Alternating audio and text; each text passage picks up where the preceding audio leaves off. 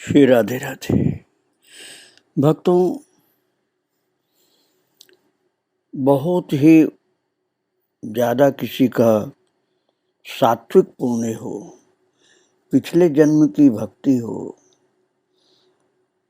तभी वो जल्दी भक्ति में लगता है। नहीं तो सामान्यतया पढ़े लिखे विद्वान जो होते हैं वो भगवान के नाम को, भक्ति को सामान्य मानते हैं और ज्ञान को बहुत ऊंचा मानते हैं और भक्ति की उपेक्षा कर देते हैं।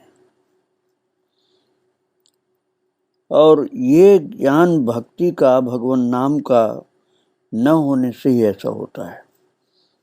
चैतन्य महाप्रभु जैसे भगवद अवतार को भी ऐसी परिस्थितियां झेलनी पड़ी थी, लेकिन वो तो ईश्वर थे, इसलिए कहीं विचलित होने की बात ही नहीं थी। हरि बाबा के सम्मुख भी अश्रद्धा वाले कई मिले थे, लेकिन हरि बाबा के ऊपर तो महाप्रभु का आवेश था, इसलिए कोई बाधा नहीं पड़ी। बाधा पड़ी भी तो उसको पार करते गए।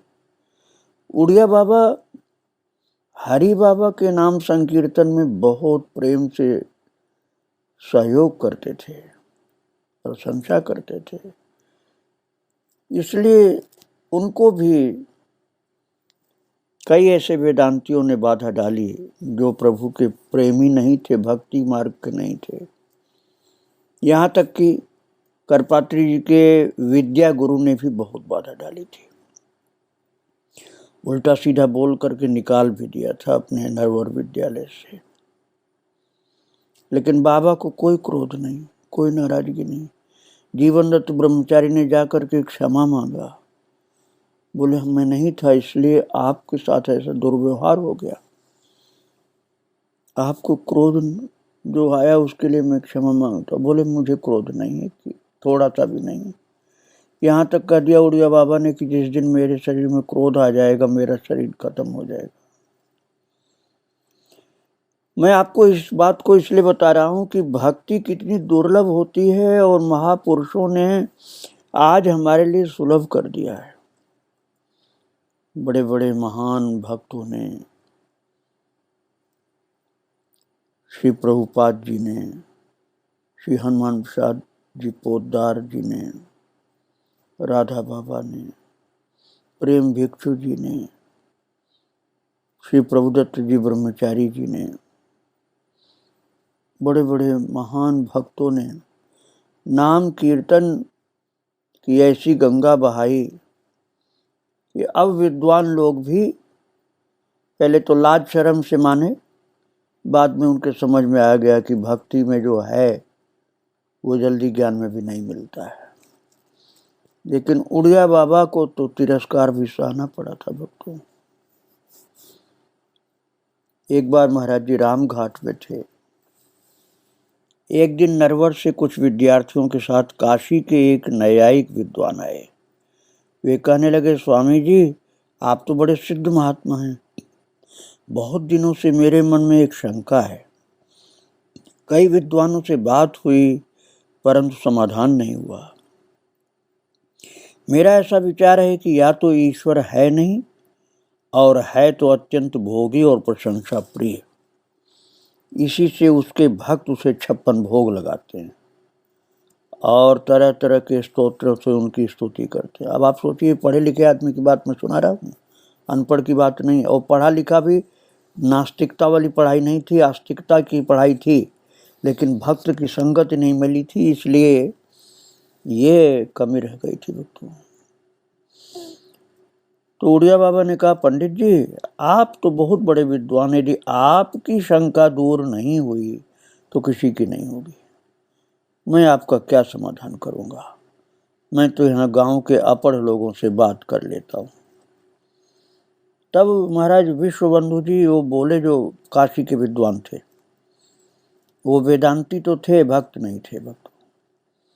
तो विश्वबंधु जी बोले कि यदि महाराज जी की आज्ञा हो तो मैं पंडित जी की शंका का उत्तर दे दूं। तो विश्वबंधु जी महाराज जी के पास थे और काशी के जो विद्वान आए थे वो अलग थे भक्तों, न्यायिक विद्वान थे वो, न्याय शास्त्र के।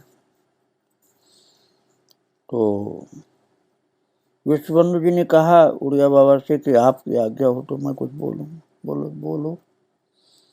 उन्होंने कहा योग दर्शन में ईश्वर प्रणिधान की समाधि सिद्धि का साधन बताया गया है। तो ईश्वर का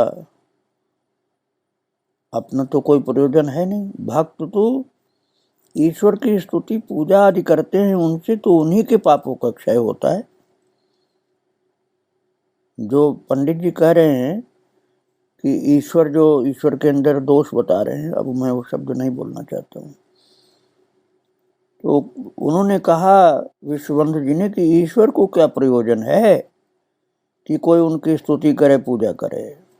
अरे जो स्तुति पूजा भक्ति करता है वो अपने पापों का नाश करता भी है, ईश्वर के लिए नहीं कुछ करता वो, और अपने पापों का नाश करता है।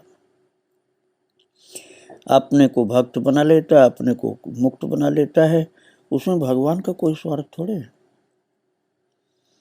तो विश्वबंधु जी की इस कथन को पंडित जी ने थोड़ा स्वीकार किया कि ये भी एक विद्वान व्यक्ति, इनकी बात ठीक लग रही हमको। फिर महाराज जी से बोले उड़िया बाबा से, मतलब उनको पूरा स्वीकार नहीं था ये बात। तो बोले कि मैं एक काम से आया हूँ, एकांत में बात करनी। महाराज जी ने पंडित जी को लेकर एकांत में जा करके कहा बोलो। वो काशी के आए थे विद्वान जिनकी बात मैं कर रहा हूँ। उन्होंने कहा स्वामी जी आपकी बड़ी निंदा हो रही है। उड़िया बाबा से कहा आप शंकर संप्रदाय के साधु होकर वैष्णवों के संकीर्तन में सहयोग देते हैं, ये तो ठीक नहीं है। इस पर महाराज जी ने कहा, उड़िया बाबा ने, पंडित जी आपने लोगों से मेरी जितना निंदा सुनी है, मैं उससे भी अधिक निंदनीय हूँ। अब आप सोचिए, एक महापुरुष की बात है, सामान्य व्यक्ति होता तो विरोध करता है। और उड़िया बाबा ने कहा जितना आप मेरी निंदा सुने उससे ज्यादा मैं खराब हूँ, निंदनीय हूँ। उड़िया बाबा ने कहा बेचारे लोग जो मेरी निंदा करते हैं ना, वो लोग सब मेरे दोष को नहीं पूरा जानते हैं। अरे वो मेरे थोड़े से दोष जानते हैं, मेरे अंदर दोष तो बहुत ज्यादा हैं। परंतु पंडित जी मैं भगवान नाम कीर्तन में कोई दोष नहीं समझता। अतः उसके साथ अर्थात प्रभु के नाम के कीर्तन के साथ तो मेरा सहयोग रहेगा ही। साफ बोल दिया उड़िया बाबा ने कि चाहे वेदांती लोग नाराज भले हो जाओ, लेकिन मैं वेदांती होने पर भी, उड़िया बाबा ने कहा, भगवान नाम संकीर्तन में सहयोग देता रहूंगा, क्योंकि मुझे वो नाम कीर्तन में कोई दोष नहीं दिखता, मेरे अंदर भले दोष हो। बस फिर पंडित जी तो विफल मनोरथ होकर चले गए। तो आप सोचो ऐसा जमाना था वो तो कि बड़े ज्ञानी कहलाने वाले लोग भी भक्ति के विरोधी थे। ऐसी घटना कर्णवास में भी हुई थी। वहां एक श्री लंबे नारायण स्वामी का भंडारा हो रहा था। उसमें उस प्रांत के सभी बड़े बड़े महात्मा आए हुए थे। नरवर पाठशाला के सभी विद्यार्थी और अध्यापक उपस्थित थे। सायंकाल में बहुत बड़ी सभा लगी हुई थी।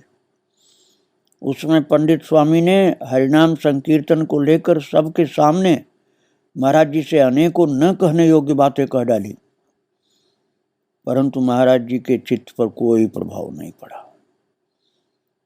और दूसरे जो महाराज जी के उड़िया बाबा के साथ भक्त थे उनको कष्ट हुआ।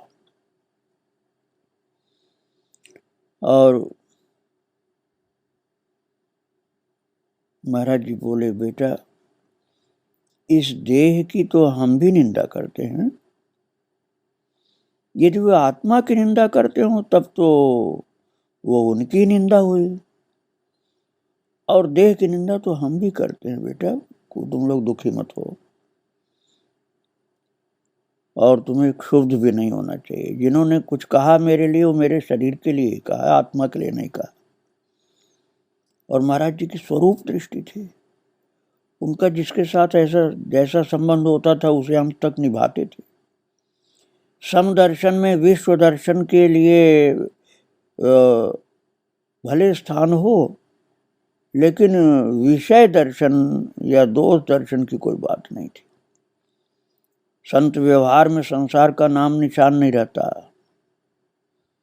इसी से जिस समय पंडित स्वामी जी का नरवर में निर्वाण हुआ, उस समय प्रातःकाल ही उनके पास पहुंच गए महाराज जी, क्योंकि महाराज जी के अंदर तो कोई दोष वाली बात ही नहीं थी, रोष वाली बात भी नहीं थी। और 4 कोस दूर थे, फिर भी पहुंच गए। और पंडित स्वामी का देहावसान होने पर देखा लोगों ने कि नेत्रों से अविरल अश्रुधारा प्रवाहित हो रही थी। बाबा के गदगद कंठ से कह रहे थे कि आज हमारी सन्यासी मंडली का विद्या भास्कर अस्त हो गया। देखो, बाबा के अंदर दोष बताया था, बाबा उनके अंदर कोई दोष नहीं देखे। और उस उत्सव में करपात्री जी ने शास्त्रीय अशास्त्रीय कीर्तन की बात लेकर कटाक्ष किया था। यद्यप करपात्री जी बहुत विद्वान थे, राम भक्त भी थे, श्री राम जय राम कीर्तन कराते थे, लेकिन इतनी बात फिर भी थी भक्तों कि उड़िया बाबा से उन्होंने बोला करपात्री जी ने कि शास्त्रीय कीर्तन होना चाहिए, अशास्त्रीय नहीं होना चाहिए। परंतु जैसे जैसे कटाक्ष किया करपात्री जी ने, वैसे वैसे उड़िया बाबा गंगा जल की तरह शीतल होते गए। थोड़ा भी मुख कांति नहीं बिगड़ी महाराज जी की। पंडित जीवन दत्त जी बहुत दुखी हुए और सबको दुख क्षोभ हुआ, परंतु सबको शांत किया। और फिर करपात्री जी से स्वयं मिले उड़िया बाबा और आगे का कार्यक्रम निश्चित किए। उड़िया बाबा को कोई कष्ट नहीं कि मेरे लिए क्या क्या इन्होंने बोला है, शास्त्रीय कीर्तन की बात क्यों की। इसी प्रकार जब वृंदावन में श्री कृष्णाश्रम का उद्घाटन उत्सव हो रहा था, करपात्री जी वृंदावन में ही थे। उन्हें उत्सव में सम्मिलित होने के लिए निमंत्रित किया गया। उस पर करपात्री जी ने कहा, यदि बाबा मेरी 2 बात माने तो मैं उत्सव में सम्मिलित हो सकता हूँ। पहली बात यह कि हरि बाबा संकीर्तन के आरंभ में ओंकार की ध्वनि न करें, क्योंकि उसमें उनके कारण सभी लोग ओंकार की ध्वनि करते हैं, चाहे अधिकारी हो चाहे अनधिकारी हो। मैं उन शब्दों को नहीं बोलना चाहता हूँ जो बोले थे वो। और बराबर आसन पर बैठने का भी उन्होंने निषेध किया।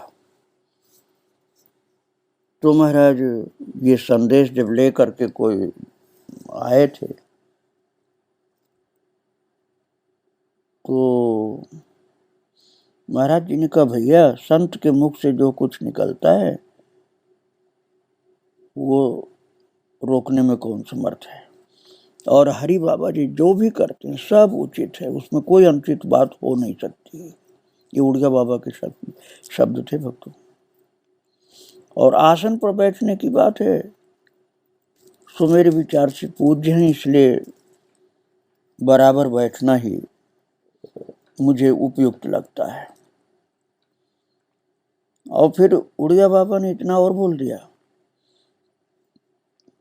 कि करपात्री से कहना कि मैंने उन्हें बालक की दृष्टि से बुलाया था, न कि आचार्य की दृष्टि से। वे कितने ही बड़े हों, मेरी दृष्टि में तो आज भी वही बालक हैं जो नरवर पाठशाला में मेरे पास आते थे। पंडित श्रीलाल जी से उत्तर सुनकर करपात्री जी ने कहा कि हाँ, मैं बाबा के लिए तो बालक ही हूँ, परंतु मुझे शास्त्र की मर्यादा का पालन तो करना ही होगा। इसलिए वो उड़िया बाबा आश्रम के उद्घाटन में सम्मिलित नहीं हुए करपात्री जी। किंतु बाबा ने न तो हरि बाबा से कुछ कहा कि उच्चारण आप प्रणव का नहीं करेंगे, और न बराबर आसन पर बैठने का कोई भी शब्द बाबा ने कहा। हाँ, वो करपात्री जी से जरूर कर दिया था कि ये मैं ऐसा नहीं कर सकता हूँ। हरि बाबा को मैं बराबर ही बैठाऊंगा और वो जो कहते हैं वो सब सही है, इसलिए उनकी किसी बात का मैं विरोध नहीं कर सकता हूँ। और करपात्री जी को कह दिया कि मैं तो बालक समझ के बुला रहा था, जैसे बालक के रूप में आते थे नरवर पाठशाला में, ऐसे मैं आज भी समझता था। तो ये थी महानता भक्तों उड़िया बाबा की। हाँ, तो भक्तों में ये बता रहा था कि करपात्री जी भी महान पुरुष थे, उनका चरित्र में 6 भाग में सुनाया हूँ। इसलिए उन्होंने कहा कि मैं उड़िया बाबा के लिए तो बालक ही हूँ, परंतु मुझे शास्त्र की मर्यादा का पालन तो करना होगा। इसलिए उड़िया बाबा के आश्रम के उद्घाटन वाले उत्सव में करपात्री जी शामिल नहीं हुए। पर बाबा तो अजात शत्रु थे, उनके चित्त पर करपात्री जी के निमंत्रण स्वीकार न करने से कोई भी मलिनता नहीं आई। और दिल्ली का महायज्ञ समाप्त होने के पश्चात जब करपात्री जी वृंदावन पधारे तो दंडी स्वामी श्री प्रबोधानंद जी को साथ लेकर उनसे मिलने के लिए रमन रेती गए। वो उस समय कहीं बाहर चले गए थे। 5-7 दिन पश्चात लौट करके आए। तो भक्तों, बाबा की उदारता आप देखो कि उम्र में भी बड़े थे, एक महान पुरुष थे, लेकिन फिर भी वो जैसे बालक को मनाना बड़ों का काम होता है ना, ऐसे ही करपात्री जी से बाबा मिले। जैसे रूठे बालक को मनाना बड़े लोगों का काम होता है, ऐसे ही अपने बालक की तरह से करपात्री को मान करके उड़िया बाबा बड़े प्रेम से मिले। तो करपात्री जी पानी पानी हो गए कि बाबा तो बहुत महान है, मैं तो इनके उत्सव में भी नहीं आया तब भी नाराज नहीं हुए। तब से फिर उड़िया बाबा के आश्रम में करपात्री जी का आना जाना प्रारंभ हो गया। परस्पर सत्संग, परामर्श करना, प्रवचन करना, बाबा से बातचीत करना, ये सब चलता था।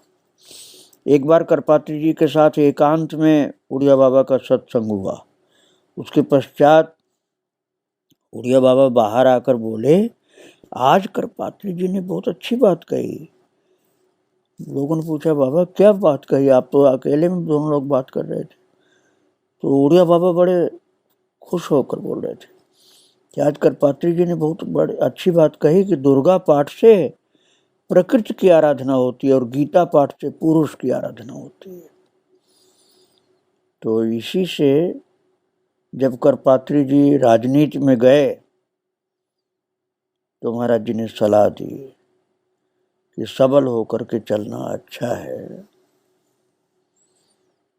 महाराज महापुरुष थे ये लोग, इनकी बातें सामान्य व्यक्ति के समझ के बाहर है। बाबा तो सबके ऊपर कृपा करने का स्वभाव ही रखते थे, नाराज कभी किसी से नहीं होते थे। एक पंडित शालिग्राम जी अग्निहोत्री थे, महाराज जी की सलाह से ही अपना गांव छोड़कर गंगा तट पर नरौरा आकर के रहने लगे और महाराज जी की सन्निधि में उन्होंने बहुत भजन जप किया, तप किया। और ऐसे बहुत से भक्त लोग थे कि जिनके ऊपर प्रभु की कृपा थी बाबा के माध्यम से, और वो लोग आकर के गंगा तटवासी होकर के, उस समय बाबा वृंदावन में नहीं रह रहे थे, रामघाट में अधिकतर रहते थे। और एक बार किसी भक्त को बिलौना के थे धीरज राम, वो भैंस अपनी ढूंढते हुए आए। तो महाराज जी के अनन्य सेवक थे, 3 बजे रात को पहुंचे बाबा के चरणों में। तो बाबा समाधिस्थ थे उस समय, आंखें बंद किए हुए ही बोले। अब आप सोचो, आंख खोले नहीं, देखे भी नहीं कि कौन आया, और बाबा के मुंह से निकल पड़ा, उड़िया बाबा कि मुंह से निकला, अंधेरे में तो किसी को देख नहीं सकते थे 3 बजे बिना लाइट के, बिना रोशनी के, लेकिन मुंह से उनके निकला आंख बंद किए किए ही, अमृत राम तू आ गया। तो उन्होंने कहा हाँ महाराज जी, प्रणाम किया। तो बाबा ने बड़े प्यार से कहा, तेरी गाड़ी का पहिया टूट गया था, तो मैंने धीरज राम को भेजा था, वो मिला होगा। तो उन्होंने कहा हाँ धीरज राम तो मेरे साथ ही आए हुए हैं। फिर बोले, मैंने पंचदशी में सुनाया था कि एक किसान को अपनी भैंस में अनुराग था, उसी से उसका मोक्ष हो गया, ये बात तुझे याद है?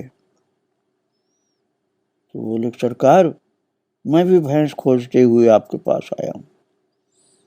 बाबा ने कहा, तभी तो मैं कहता हूँ कि जैसे वो किसान भैंस भैंस रट कर अपने को भैंस ही समझने लगा था, उसी प्रकार निरंतर ब्रह्म चिंतन से जो जीव होता है ब्रह्म स्वरूप हो जाता है। फिर धीरज राम से कहा, जा बेटा तेरी भैंस घर पर ही आ जाएगी।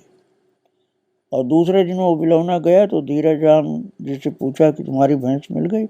बोले, वो जिसका इतना बढ़िया ग्वालिया है, उड़िया बाबा के लिए कहा कि जिसका इतना बढ़िया ग्वालिया है तो रात को चराने के लिए भी जाए तो भैंस कहाँ जा सकती है।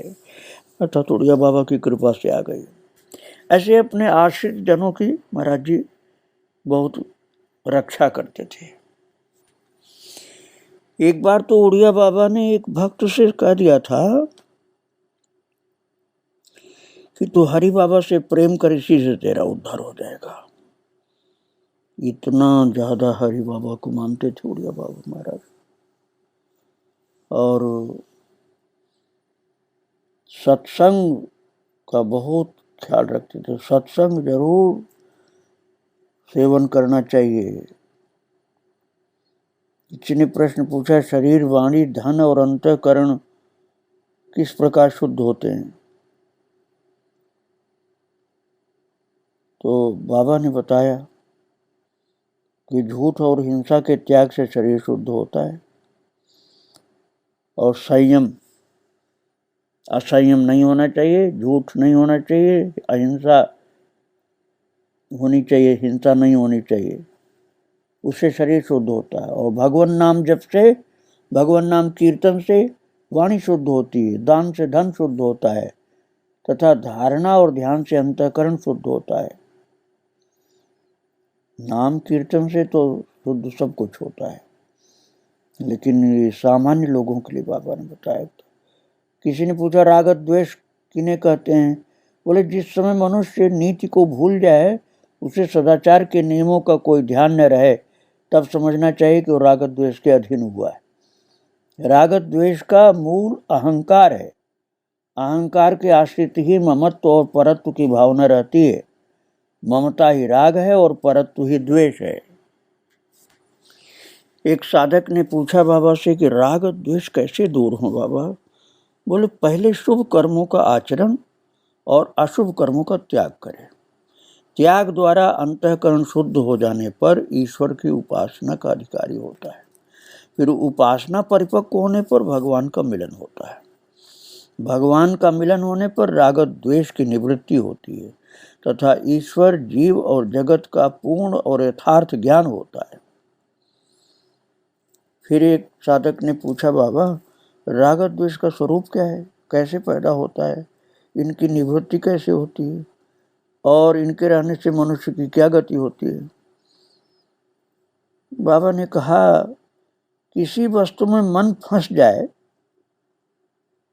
ये कैसे ही अपमान निरादर दुख होने पर भी न हटे, उसे राग कहते हैं।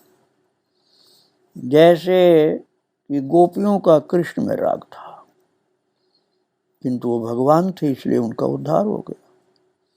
किसी चीज से चित्त हट जाए, उसमें दोष ही दोष दिखाई दे, वो द्वेष है। जैसे कंस का कृष्ण के प्रति था, तो भगवान से राग हो चाहे द्वेष हो, कल्याण होता है।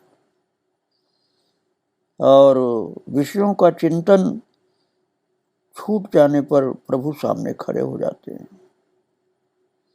जो पूर्ण ज्ञानी या पूर्ण भक्त होता है उसमें राग और द्वेष जाते रहते हैं, अर्थात समाप्त हो जाते हैं। किसी की निंदा स्तुति न करके, दोषों से निवृत्त होकर के, सत्व गुण प्रधान होकर भगवान का भजन करना चाहिए।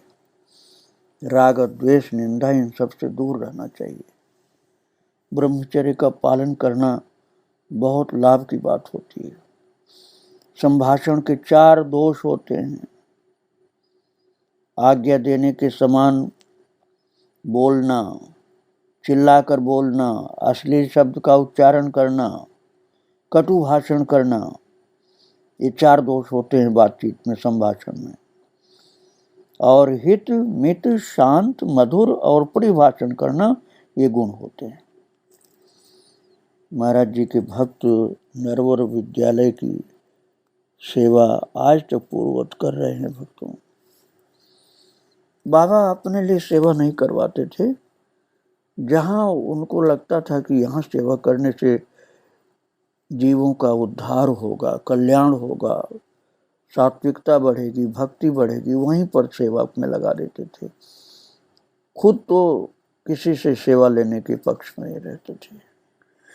बाबा का चरित्र आगे मैं और आपको सुनाऊंगा। आज ही विराम दे रहा हूँ। श्री राधे राधे, जय श्री राधे।